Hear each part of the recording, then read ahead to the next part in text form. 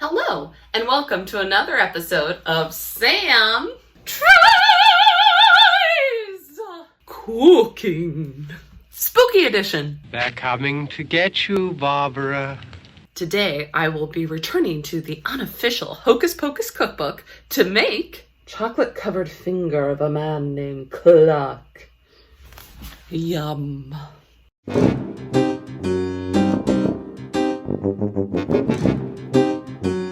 For this recipe, you're going to need 1 box of graham crackers. That's right, you heard me, 1 whole box. 2 cups of powdered sugar, 1 cup of salted butter, a 1/4 teaspoon of vanilla, 2.5 cups of crunchy peanut butter, and 1 bag of chocolate chips, according to my book. The first thing you're going to do is put all your graham crackers in a resealable bag.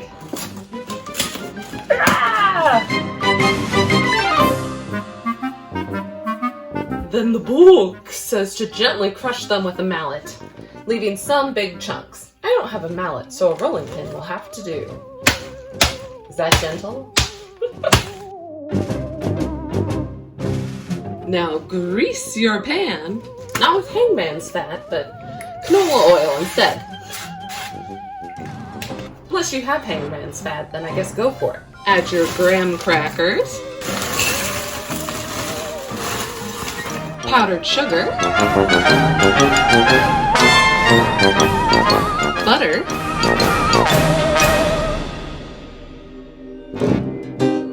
peanut butter,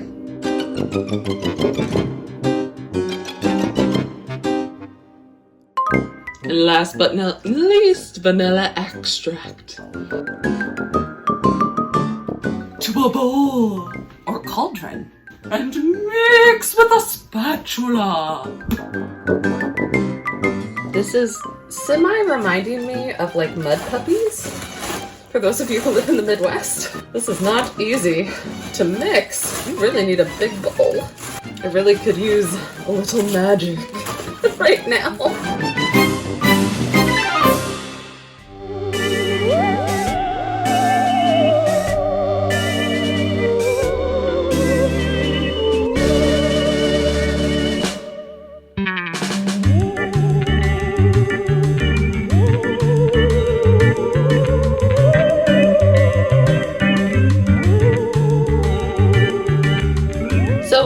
Spatula to be inefficient in mixing that together, and because my hands are so dirty, I just jumped to the next step, which is put it in your pan and press it down.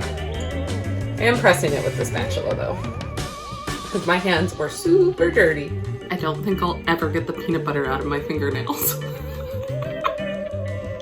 I've washed my hands like 3 times. Now the next step is to melt your chocolate. It says you can do this in a double boiler, or you can do it in a glass bowl in the microwave. I'm actually just gonna heat mine on the stove because that's what I've always done if you've watched the show before. Then once it's melted, you pour it on top of your, I guess, fingers? Are these the fingers? Which, by the way, the mixture is really good.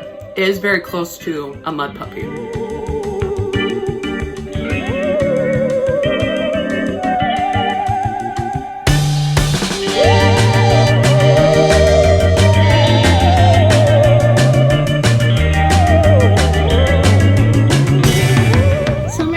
Melted, but it's very much like a cakey texture, which I know I could put on top of it. I just was expecting it to be a little more like liquidy.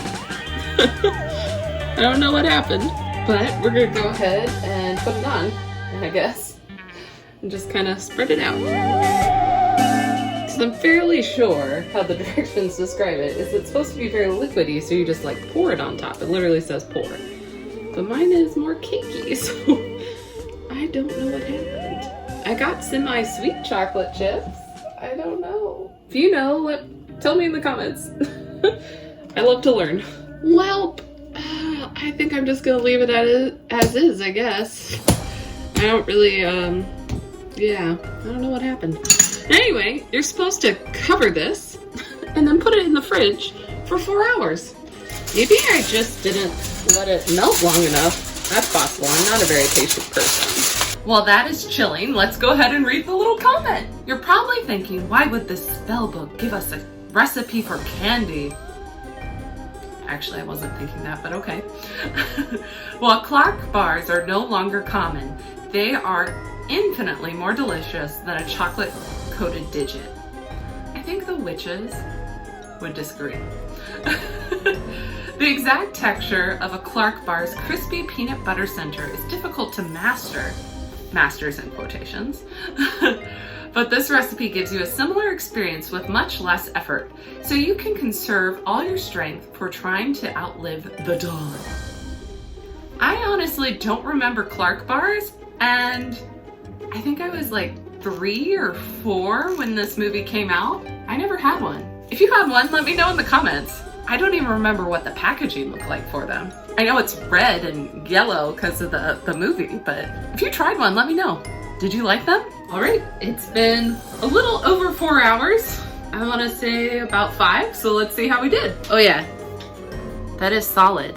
I'm a little worried about cutting it. Getting out a big knife for this one. When it's completely chilled, cut into sections 1 to 1.5 inches wide in the shape of a candy bar. I think I'm just gonna cut them brownie style. But maybe a little thinner. Oh, it actually is cutting. Hooray! I was a little worried.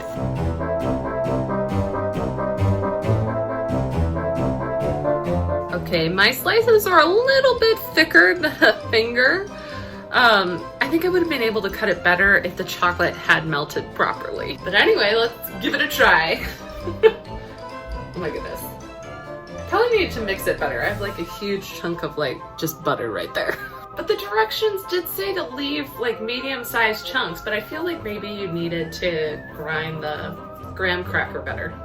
Anyway, I'm talking too much. Let's try it before it like melts away.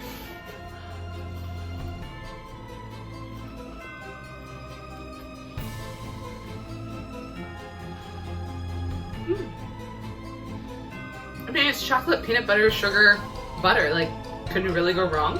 I would make this recipe again, but do the thing that I said before. I would really smash those graham crackers. So I feel I wasn't able to incorporate the butter as well because of the larger chunks of graham cracker, but it is really good. Like, chocolate peanut butter, can you really go wrong? Is it my favorite thing I've made from this cookbook yet? No. Would it be really pretty easy to make for a party? Yes. Does it taste like a dead man's finger? No. So I'll give it a 9 out of 10. 9 out of 10. Easy to make, pretty decent. 9 out of 10, yeah. Thank you all so much for watching. If you liked this episode, make sure to like and subscribe. It really does mean so much to me. Also, if you feel so inclined, you could go into the description, hit my coffee, and send me a little treat. Happy spooky season. I will see you next time.